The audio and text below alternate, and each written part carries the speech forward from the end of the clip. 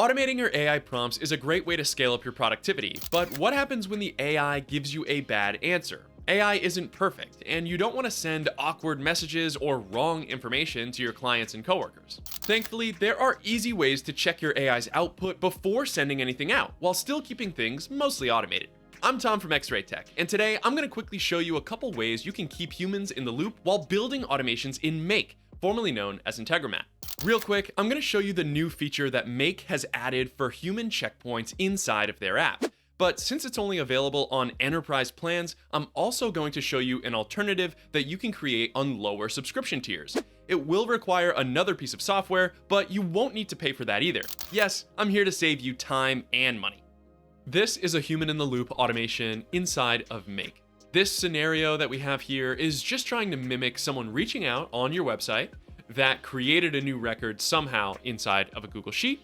And based on a new row inside of a Google Sheet, we're going to send this information to OpenAI to actually draft a response to this person.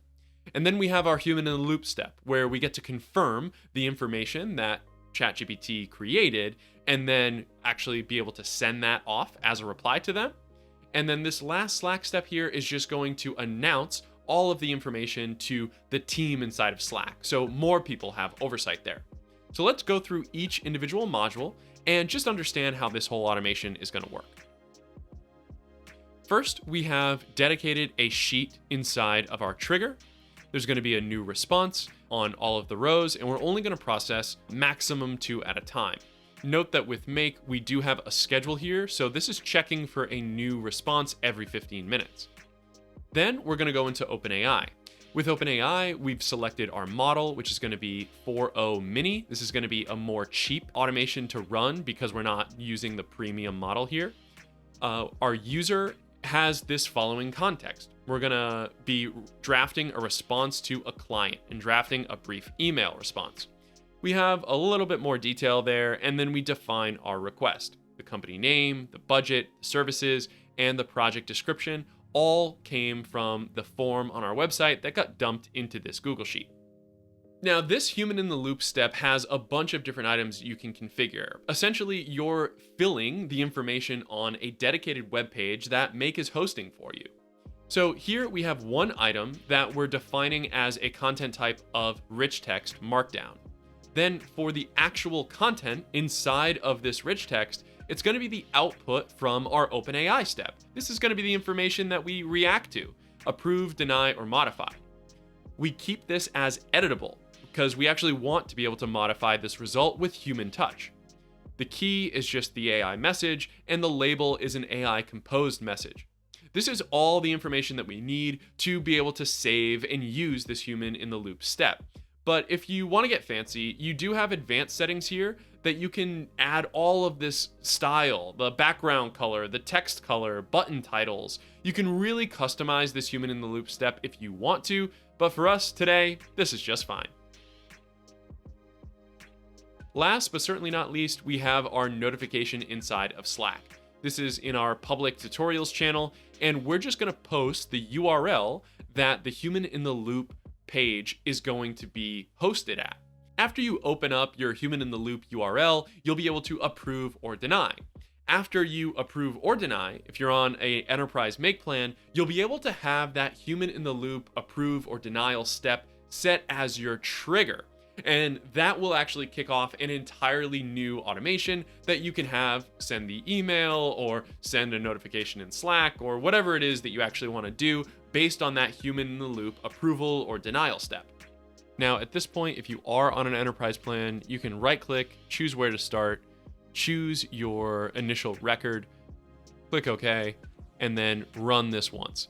Now, since I'm not on an enterprise plan, you get this nice banner on the bottom right that says, please pay us more money. Unfortunately, we're not going to do that today. So let me show you a workaround to build human in the loop functionality without needing to pay more money. If you're not on a Make enterprise plan, you can still add the same functionality to your AI workflows. We'll use Airtable to create our approval steps, but you could use other similar database apps like SmartSuite too. If you'd like to follow along, you can create a free account in Airtable.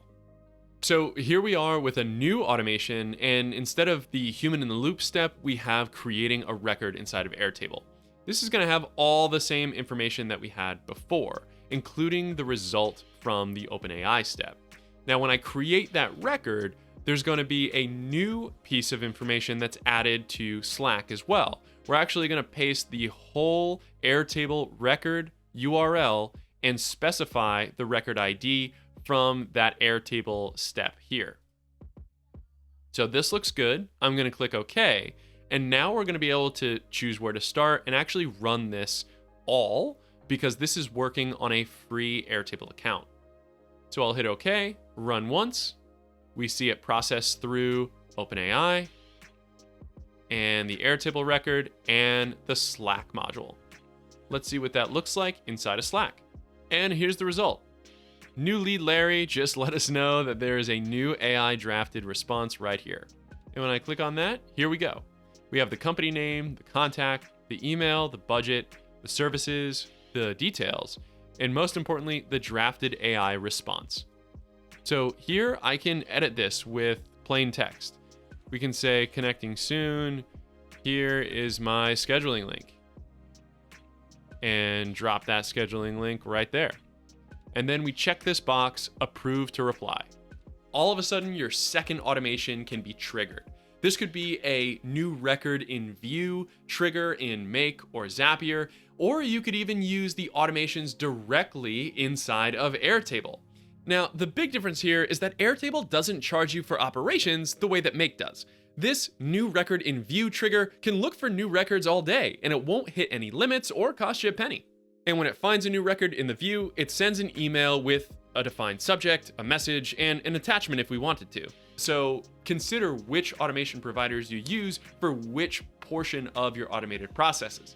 In this case, making a human-in-the-loop automation would be free using Airtable as opposed to the human-in-the-loop step that is only on enterprise plans in Make.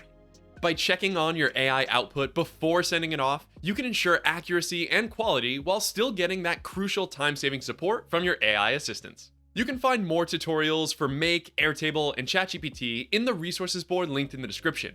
You can also check out our website, xray.tech, to learn more about our services and book a free consultation to chat about your automation needs. If we helped you out today, give this video a like and subscribe to the channel. You can follow us at XRay Automation on every social platform. For now, I've got to go, but until next time, find your focus and stay in flow.